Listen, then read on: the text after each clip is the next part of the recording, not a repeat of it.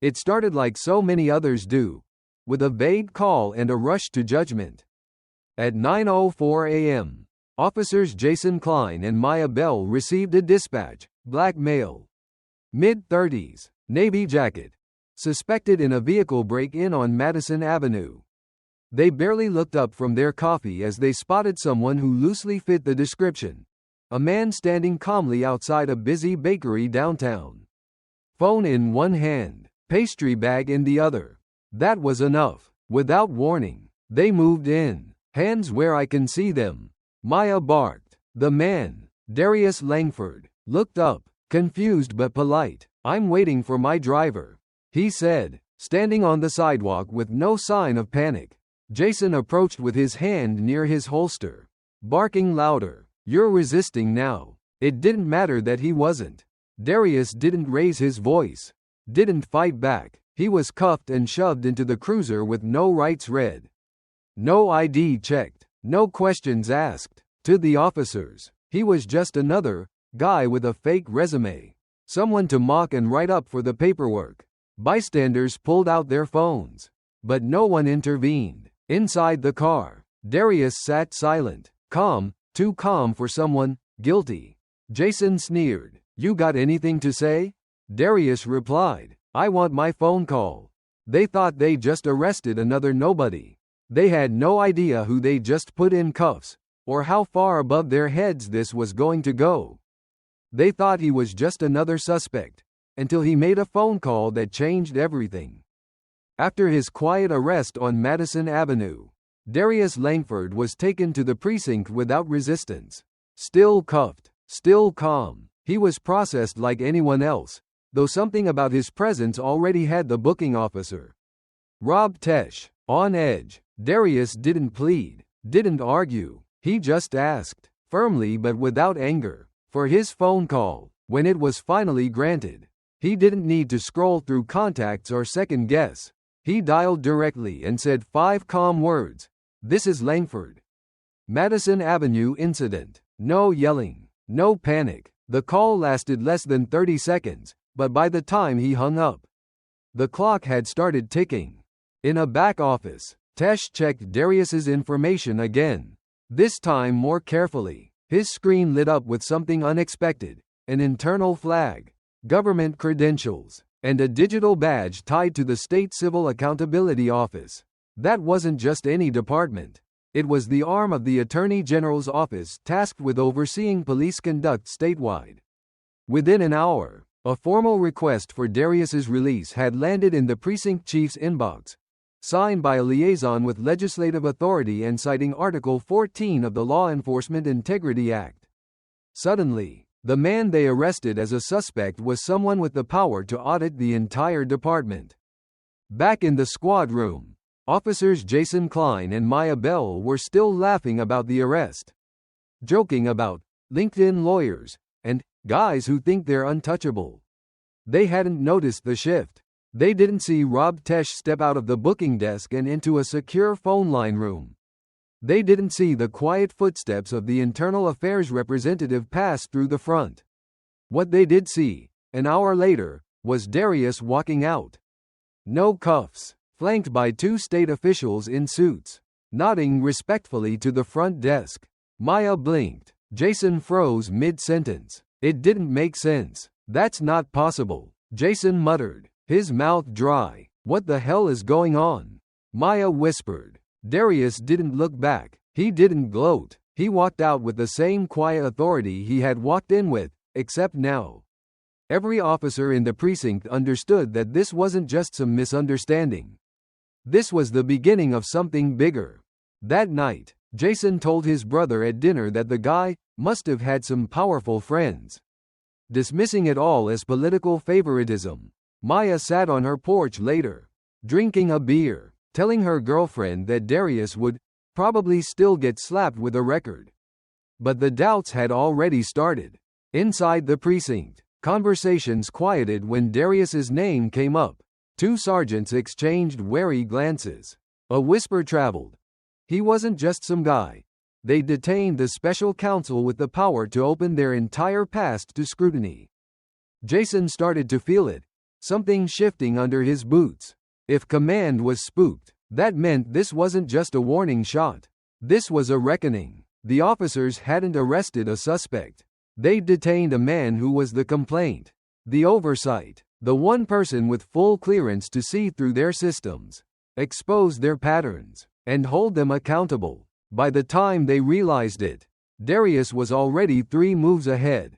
Because the quiet man in the navy jacket hadn't just walked free, he'd walked in prepared to turn their entire department inside out. Before the navy jacket, before the badge, before the courtroom silence, Darius Langford was just a kid from Bakersfield, California, quietly surviving a world that didn't always see him. His mother, Denise Langford, worked night shifts as a nurse, holding the family together with tired hands and unshakable resolve. His father came and went like wind through a cracked door, never violent, just absent, like too many men in neighborhoods people only talk about during election seasons. Darius learned early on to move between 2 realities, one in school, where he crushed spelling bees and math competitions, and one on the street, where he knew to keep his head low whenever police cruisers slowed down. It wasn't anger that shaped him, it was pattern recognition. By 8th grade, he'd already clocked the difference in how teachers treated his white classmates. One day, when a calculator went missing in class, he was the only student searched. His locker was opened, his backpack dumped on a desk, and when they found nothing, the teacher just moved on. Darius didn't cry, he didn't protest, but he remembered every detail. That moment, quiet, humiliating, and unseen, became a thread in a longer story he would one day unravel professionally. At 17, Darius won a scholarship to UC Davis. Majoring in political science, he didn't storm classrooms or stage protests. He wrote, and his writing, crisp and unflinching, started turning heads. He dissected policies, exposed patterns of abuse, and laid them out without sensationalism, just truth. After graduating, he went on to Stanford Law, getting in without legacy favors, just grit and vision. While his peers chased careers in corporate law, Darius interned with the Public Accountability Unit in Alameda County. There, he sat in hearings where officers described routine stops that ended in broken noses and fractured trust. He didn't yell, he took notes. By his early 30s, Darius had earned a reputation not as a showman, but as a strategist. He didn't chase headlines, he chased structure. His work led to internal reforms in departments from Sacramento to Tucson. Every case was another pixel in a larger picture. His appointment to Special Counsel for Civil Accountability in Idaho wasn't publicized, by design. He wasn't supposed to be a figurehead. He was the quiet check on a system that had grown too used to checking itself. Boise was his first assignment, and he chose to keep a low profile, no public interviews, no official bio, just quiet oversight. That morning outside the bakery wasn't the first time Darius had been profiled. But it was the first time after he had the authority to do something about it without filing a complaint, because now he was the complaint. That mattered, not because it gave him power, but because it made him the embodiment of the very issue he had spent his life documenting. And that's why he didn't shout when he was cuffed. That's why he didn't gloat when he was released. Darius understood that what had happened to him had happened to so many others who had no title, no access, no binder full of data. His job wasn't to punish, it was to expose. Because Darius Langford wasn't looking for revenge. That was too small for the work he was doing. He wanted the cycle to crack, the habits to stutter, the assumptions to be forced into light. He didn't want the last word. He wanted the lasting one. It didn't take long for the ripple to become a wave. Once Darius Langford walked out of the precinct, calm and uncuffed, the tremors began spreading through the walls of Boise PD like pressure through old pipes. Officers Jason Klein and Maya Bell had no idea that their routine arrest had just triggered something far beyond their jurisdiction, a full-scale review of their records, methods, and past decisions. While they tried to brush it off as political noise or Just another guy with connections. Others in the department weren't so sure. Whispers started circulating in the hallways. A few veterans exchanged knowing glances whenever Darius's name came up. Even Captain Rolstad, usually calm and distant, had begun answering questions about the case with clipped phrases and tightened lips. Then came the formal meeting. Jason and Maya, called into the captain's office in full uniform, expected a slap on the wrist at worst. Instead, they found two strangers in suits, Ms. Osei and Mr. Granger, sitting across from the captain. "We're from the Office of Civil Accountability," Osei said without a smile, "and we're opening an internal review."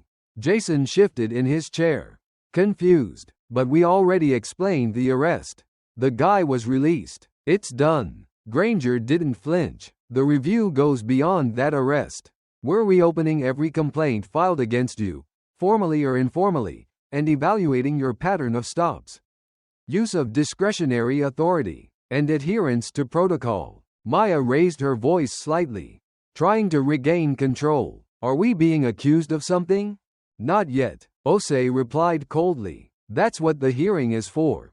Within days, Jason and Maya received thick packets of documents, old traffic stops, arrest reports, bodycam timestamps, most of which they hadn't looked at in years. One file stood out. A stop from 3 years ago involving a man named Julian York. Pulled over for a broken tail light, detained for noncompliance, and later released without charges. Jason remembered it vaguely. Julian had asked to speak to a supervisor. And things got physical. The body cam footage, marked as not uploaded. Another case. Ellen Rivers, mistaken for a robbery suspect, handcuffed in front of her child, later cleared. Both complaints had been quietly closed, never revisited, until now. As the evidence piled up, it became clear this wasn't just about Darius. It was about a pattern, a habit of stops with vague language, minimal evidence, and disproportionate targeting of one demographic. The report showed that Jason and Maya had conducted 42% more stops than other patrol teams, with over 80% involving individuals of color and 90% resulting in no charges. It wasn't one bad call. It was a method they had repeated, again and again, and the numbers made it undeniable. The shock began to sink in. For years, they had operated with full confidence in their judgment, relying on instinct, dispatch descriptions, and a system that rarely pushed back. Now, that same system had turned its lens on them. Darius wasn't just reviewing a single incident. He was rebuilding the case they never imagined someone would connect. Every report they cut corners on. Every assumption they acted on without verification. Every time they chose to cuff before they questioned, it was all coming back with names, dates, and consequences. And what scared Jason and Maya most wasn't the paperwork or the hearing. It was the realization that Darius had never raised his voice. He didn't threaten. He didn't seek revenge. He simply exposed, quietly, methodically, and with authority they couldn't outrun. Because he wasn't just defending himself. He was defending everyone they'd ever mishandled. And now, for the first time in their careers, Jason and Maya weren't being protected by the system. They were being held accountable by it. The hearing didn't feel like justice. It felt like dissection. When officers Jason Klein and Maya Bell walked into the municipal building off Fairview Avenue, it wasn't the cold walls or sterile lighting that unsettled them. It was the eyes. No officers, no sympathetic chain of command. Just civilians, lawyers, state officials, and ethics observers seated around a long table, each with folders, laptops, and long memories. At the head of it all sat Darius Langford, calm as ever. No entourage, just a folder of names, timestamps, and pain. The air wasn't loud with accusation. It was thick with exposure. And Darius, without fury or flourish, began to speak. "This won't be about accusations," he said, voice low, steady. "It'll be about patterns." He laid out the first case, Julian York, pulled over for a broken tail light, Detained for 45 minutes without charges. His complaint buried under a mountain of ignored paperwork. Maya scoffed. That was 3 years ago. Darius didn't flinch, and still unresolved. Then came Ellen Rivers, misidentified as a robbery suspect, cuffed in front of her daughter while holding groceries. She testified with quiet heartbreak. My daughter didn't speak for 3 days after that. Jason shifted uncomfortably. Darius kept going, case after case, each one familiar, yet forgotten by the officers who'd written the reports. But what made it unbearable wasn't the stories, it was the lack of defense. These weren't people trying to twist the truth. They weren't yelling or exaggerating. They were just telling it. And that made it harder to dismiss. Darius presented maps of stop data, showing red pins clustering in the same neighborhoods. He compared Jason and Maya's records with those of other patrol teams. They averaged 42% more stops. Most of their reports used the same vague phrases, matched description, non-compliant, suspicious activity. The result? Dozens of people stopped, searched, detained, and let go. No charges, no apologies. Maya tried to push back. We followed protocol. We respond to calls. We don't control the descriptions. But Darius calmly replied, you control what happens next. You control whether you check an ID before cuffing someone. You control your tone, your assumptions, your actions. And when 90% of your stops end without charges, the numbers start to speak louder than your intentions. He wasn't cruel. He wasn't even angry. But that made it worse. Because Jason and Maya were used to criticism coming from people they could label disruptive, angry, unreasonable. Darius wasn't any of those. He was a mirror they couldn't look away from. Every skipped step, every silent shrug, every eye roll they'd thrown at a civilian request, it was all now on record. Then came the most damning moment. Body cam audit records. 3 incidents where footage was marked as corrupted or not submitted.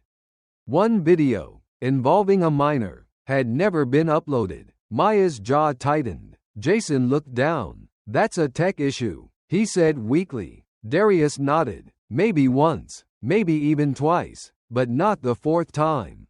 That's not a glitch, that's a pattern. The review board sat in silence.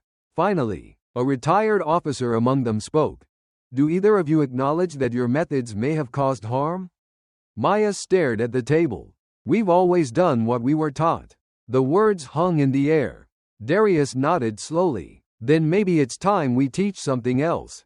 That day, they realized this wasn't a review, it was a reckoning. Not just for what they did, but for everything they had never been questioned on.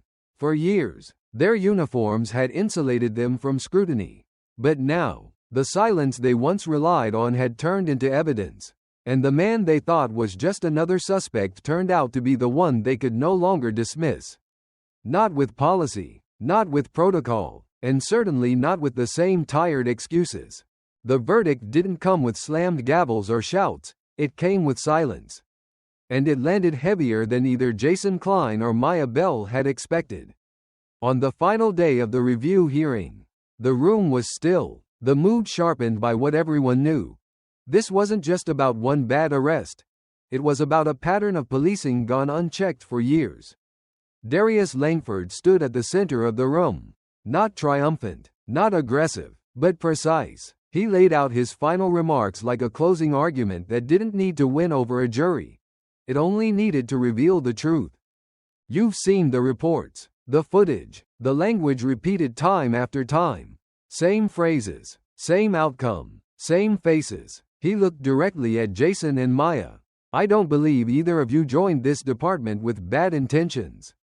But somewhere along the way, you stopped checking yourselves. You stopped seeing people and started seeing patterns you didn't question.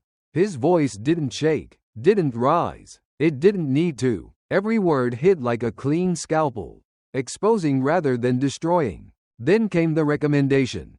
Removal from field duty, pending retraining, psychological review, and a full departmental audit. Every case flagged in the review would be reopened. Jason didn't protest. He sat with his hands folded, eyes low, as though he already knew.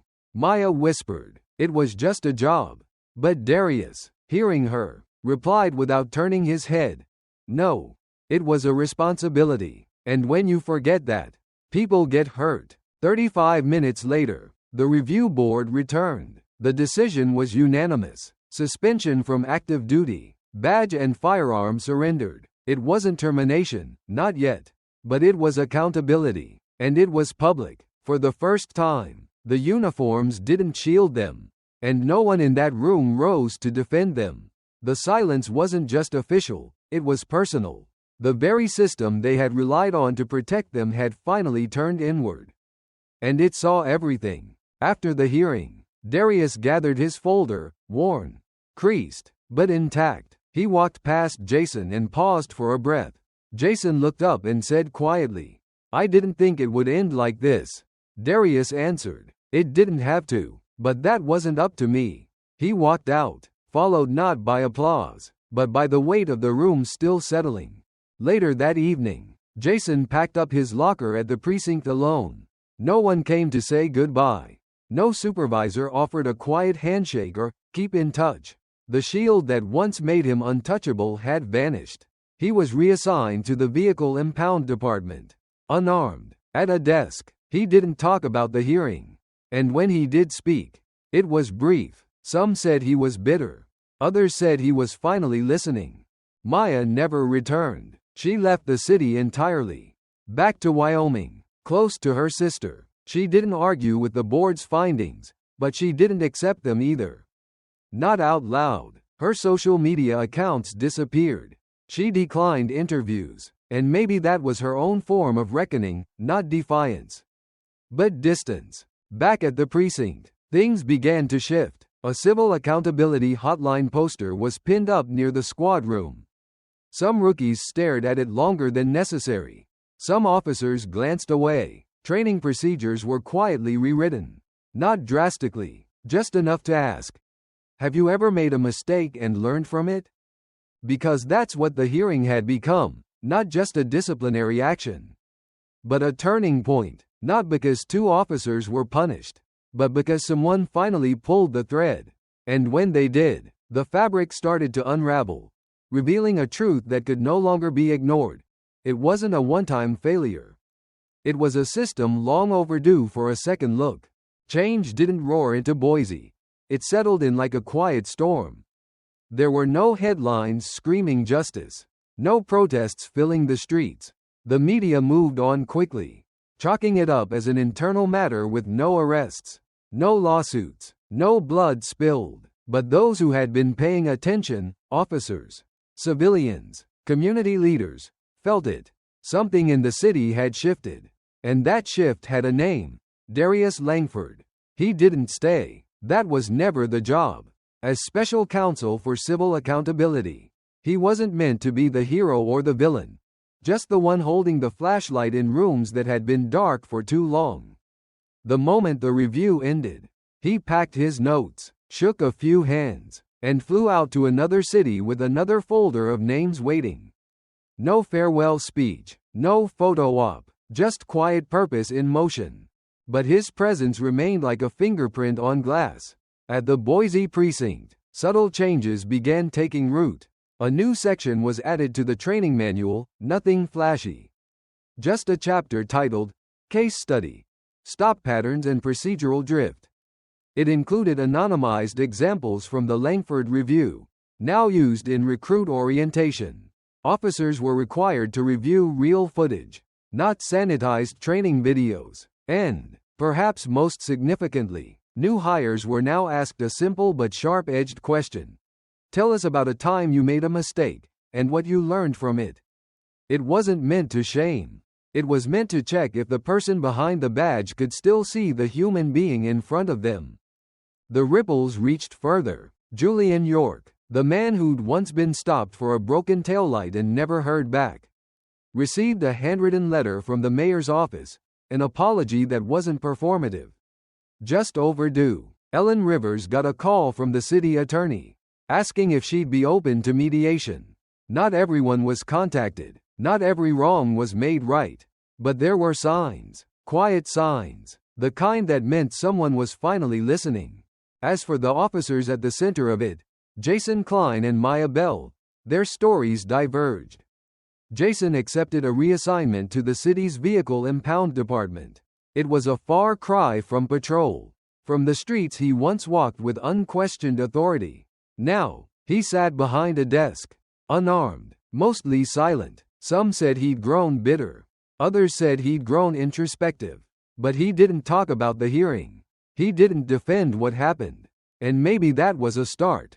Maya, on the other hand, left entirely. She returned to her hometown in Wyoming and disconnected from everything, her badge, her social media, her old network. She gave no statements, declined all inquiries. Whether she believed the board's findings didn't matter anymore.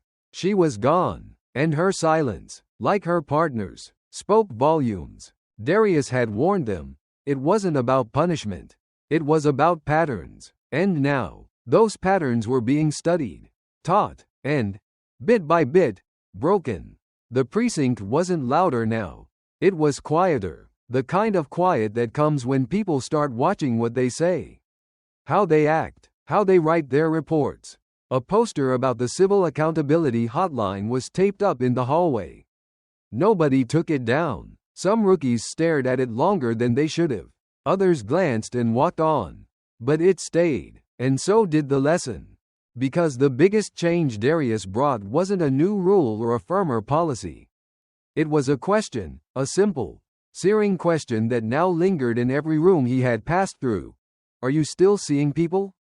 Because when you stop doing that, you stop being the protector, and you start becoming the threat. Sometimes, the loudest change doesn't come from a protest.